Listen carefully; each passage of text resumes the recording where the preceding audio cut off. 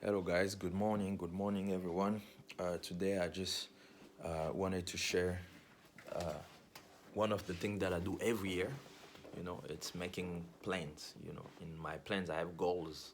The first thing you want to do for the next year is have goals for the next year. The next year is coming, and my advice for you is to write it before the next year comes, because when you wait for January, it's already too late.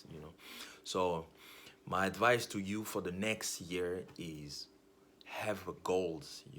The Bible say the beginning of wisdom is to look for wisdom.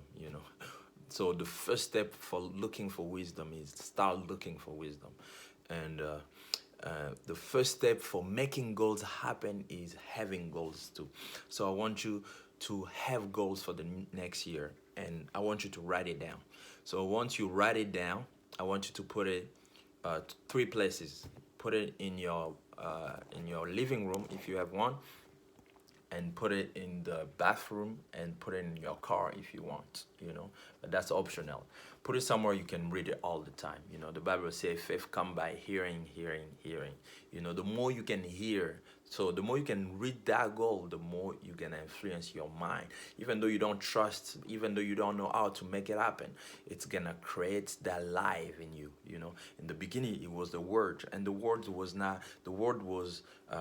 not a thing that you can see. It's not a tangible or a touchable thing, but it's a spiritual thing. Everything come out of a spirit, and in the spirit of the Lord there was an idea, and that idea become flesh. So I want you to have an idea about this new year, and that idea will become actually flesh. So here's the thing that we're gonna do for next year. I want you to write your goal. I want you to have a financial goal. I want you to have a spiritual goal. I want you to have a physical goal and a mind goal, or like a self-development goal. So let's talk about spiritual goal. In the spiritual goal, when you write your spiritual goal and then write how you're gonna get there, most of the time say I want to do this, but I don't know how. If you don't know how, it's okay, but write how your best, in your best ability, how you think you can get there. So the first thing is like, okay, I want to get close to God. How am I gonna get close to God? Maybe it's I'm gonna read more of the Bible. I'm gonna read the Bible every day. Oh, I'm gonna read the Bible at night and in the morning.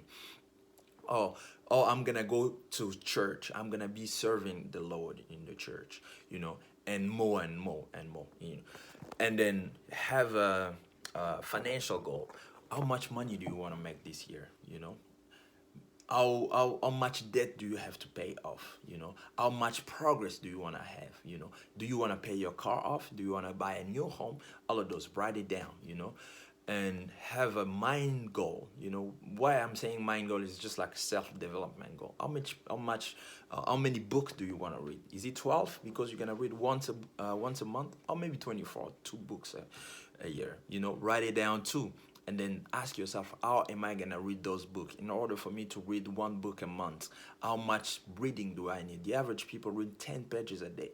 How much pages do you want to read in order for you to reach that goal?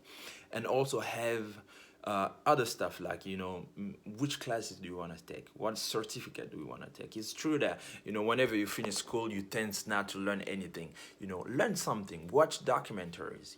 I just want to challenge you. It's not because you finish and you got a degree that you should not learn. Life is an infinite time of learning. You're always going to learn. I always tell myself I'm never going to graduate from the school of life. So learn something. The other things you wanted to know, the other goal you should have is a physical goal. How much pound do you want to lose? How much weight do you want to lose? And how much pain do you want to gain actually? So that's the part of physical. How much time do you have to spend in the gym? How often do you have to go to the gym? So have a goal like that. Write it down. Be like, okay, I'm gonna go to the gym three times a week. And then I'm gonna work out for an hour, or for 2 hours, for an hour and a half, and all of that. You know, and have the last one is uh, have a relationship goal. How close to your family, to your wife, to your partner do you want to get, and what do you need to do in order to do that? Do you have to go for a date? Do you have to spend time more with your family? How often do you have to spend time with your family? And having goal is very important. Having plans for the New Year's is very important. Otherwise, New Year's is gonna just happen to you.